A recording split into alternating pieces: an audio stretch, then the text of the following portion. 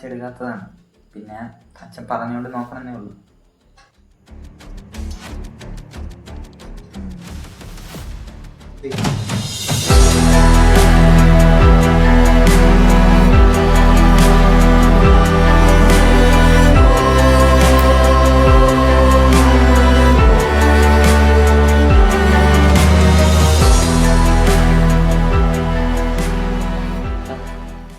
ഇതിവിടെ എടുക്കത്തില്ല, നീ ഇത് കൊണ്ടുപോകും.